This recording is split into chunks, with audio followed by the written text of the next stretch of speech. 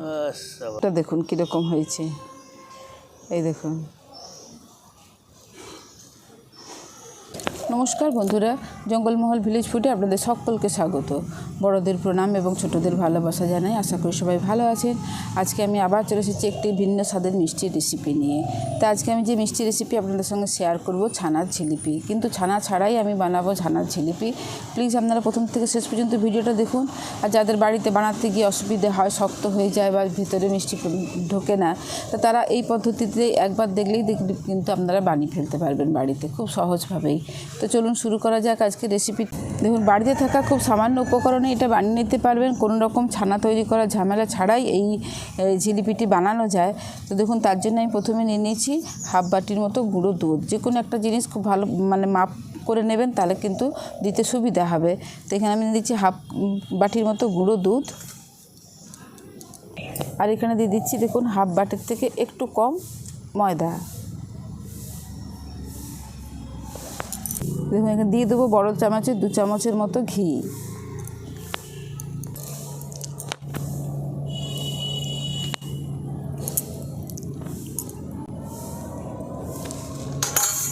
এবার ঘিটা দিয়ে আমি খুব ভালো করে সমস্ত কিছু একসঙ্গে মিশিয়ে নিচ্ছি। খুব ভালো করে ঘষে ঘষে এটাকে মেশাতে হবে।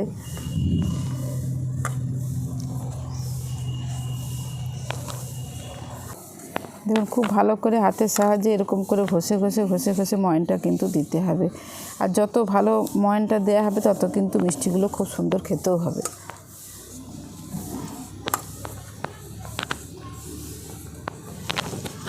দেখুন, 2টো এলাচকে আমি ফাটিয়ে নিয়েছিলাম। 2টো এলাচ আমি দানাগুলোকে দিয়ে দিচ্ছি। এর মধ্যে দিয়ে দিচ্ছি 1 চামচের থেকে একটু কম বেকিং পাউডার, 1 চামচের মতো চিনি। এবার এই সমস্ত কিছু আমি এই যেখানে দেখুন নিয়ে নিয়েছি গরুর দুধ, এই দুধটা দিয়ে মেখে নেব। এটাকে আমি কিন্তু কাঁচা দুধ নয়, এটাকে আমি জাল দিয়ে ফুটিয়ে ঠান্ডা করে নিয়ে এসেছি। এরপর এটা দিয়ে অল্প অল্প করে দিয়ে আমি একটা ডো তৈরি করে নেব।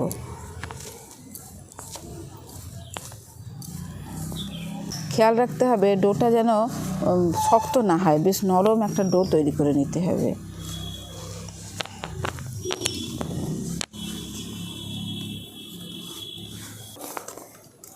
দেখুন, ডোটা একটু টাইট মনে হচ্ছে, এই জন্য আমি আর একটুখানি দুধ দিয়ে এটাকে আর মেখে নেব।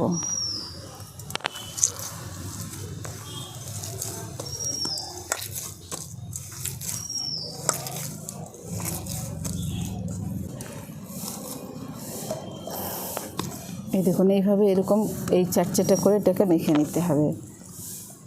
দেখুন, ডোটাকে আমি খুব সুন্দর নরম করে মেখে নিয়েছি। এবার এটাকে আমি মিনিট 10-এর জন্য চাপা দিয়ে রেখে দিচ্ছি।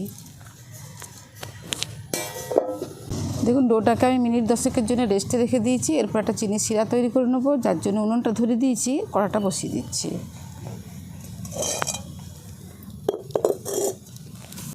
দিয়ে দিচ্ছি 1 বাটি জল।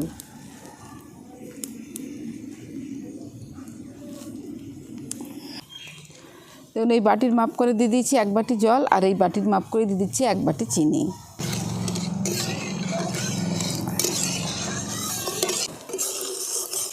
দেখুন, চিনিটা খুব ভালো করে মেল্ট হয়ে গেছে। এরপর আমি দিয়ে দিচ্ছি এখানে ফাটিয়ে রাখা এলাচ।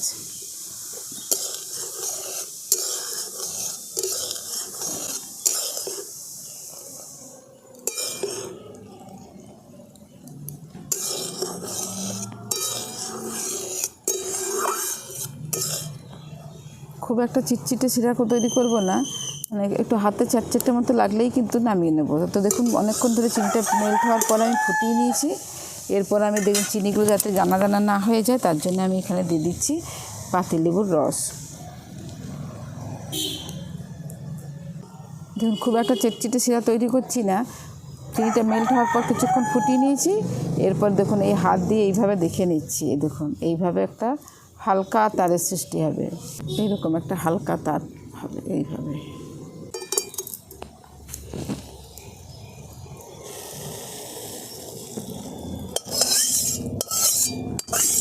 দেখুন, মিনিট 10 হয়ে গেছে। এরপর আমি ঢাকাটা খুলে দেখে নিচ্ছি।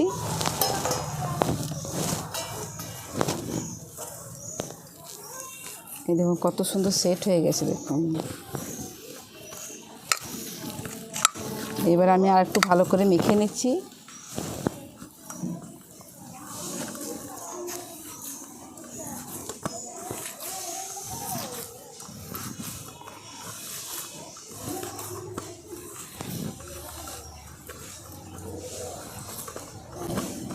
এই দেখুন এরকম একটা মসৃণ ডো তৈরি করে নিতে হবে। কি সুন্দর ডোটা হয়েছে দেখুন।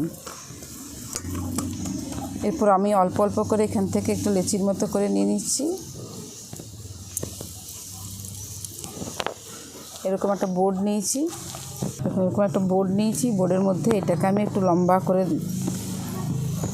বেলে নিচ্ছি। এই দেখুন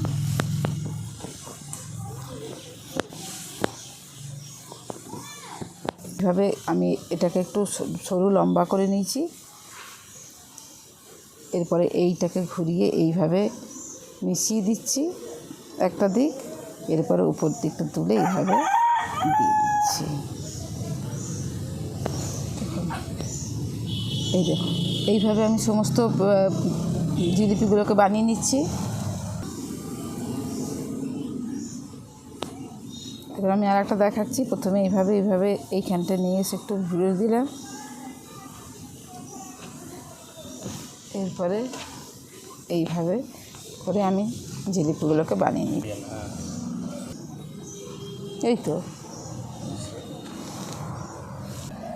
দেখুন সমস্ত জিলিপিগুলোকে আমি তৈরি করে নিয়েছি। আর কি সুন্দর দেখতে হয়েছে দেখুন। এই দেখুন কত সুন্দর দেখতে লাগছে না? আমি এইভাবেই বানিয়েছি। আপনারা ইচ্ছে করলে যেরকম আপনাদের পছন্দ মতো শেপেও আপনারা তৈরি করে নিতে পারেন। এদিকে দেখুন উনুনটা ধরিয়ে কড়াটা বসিয়ে দিয়েছি। এবার কড়াতে দিয়ে দিচ্ছি সাদা তেল।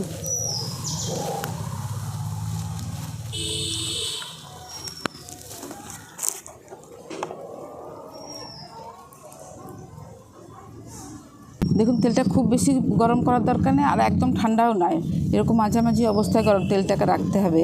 তো এরপর আমি জিলিপিগুলো সব এক এক করে তেলে দিয়ে ভেজে নেব।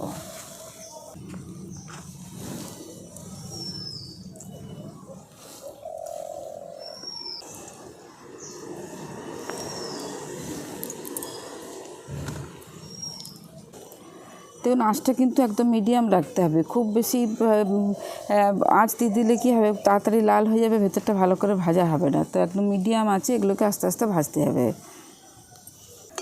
দেখুন একদিকটা ভাজা হয়ে গেছে, এরপর আমি উল্টে দিচ্ছি।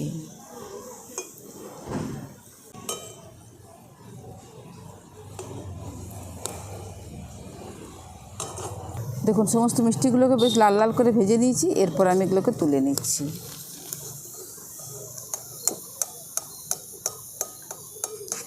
এবার চিনি শিরাটা যে তৈরি করে রেখেছি এর মধ্যে দিয়ে দিচ্ছি।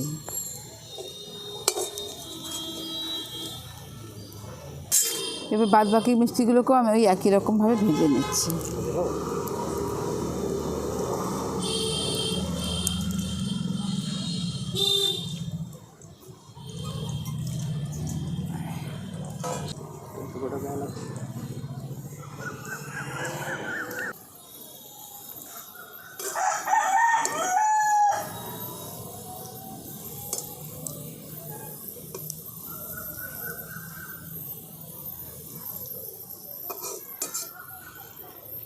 দেখুন এগুলো মিষ্টিগুলো ভাজা হয়ে গেছে, এবার এগুলোকেও তুলে নিচ্ছি।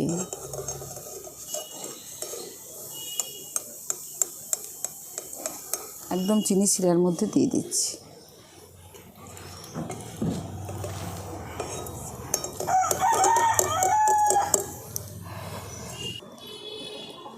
এটা আমি মিনিট 10-এর জন্য চাপা দিয়ে রেখে দিচ্ছি।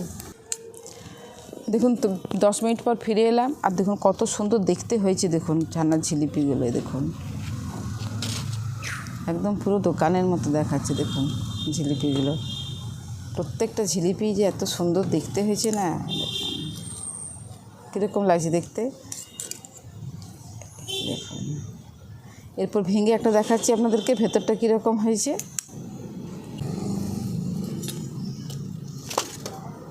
থামনেরা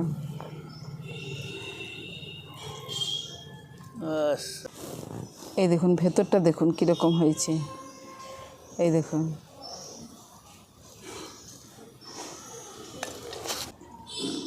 খেতেও কিন্তু দুর্দান্ত হয়েছে। তো আজকের রেসিপি আপনাদের কীরকম লাগলো অবশ্যই জানাবেন। আর সামনেই তো রাখি পূর্ণিমা আসছে, যদি বাড়িতে এইভাবে মিষ্টি বানিয়ে ভাইকে দেওয়া যায় আর দোকান থেকে কিন্তু কেনার কোনো প্রয়োজন নেই। তো আজকের রেসিপি আপনাদের কীরকম লাগলো অবশ্যই কমেন্টে জানাবেন। ভালো লাগলে জঙ্গলমহল ভিলেজ ফুড চ্যানেলটিকে লাইক, কমেন্ট, শেয়ার করবেন এবং প্লিজ সাবস্ক্রাইব করে দেবেন। যারা ফেসবুক থেকে দেখছেন তারা প্লিজ পেজটিকে ফলো করে আমার সঙ্গে থাকবেন। প্রত্যেকেই ভালো থাকবেন, সুস্থ থাকবেন, সাবধানে থাকবেন। আজকের ভিডিওটা আমি এখানেই শেষ করছি। আবার আপনাদের সঙ্গে দেখা হবে পরবর্তী আরেকটি ভিডিওতে।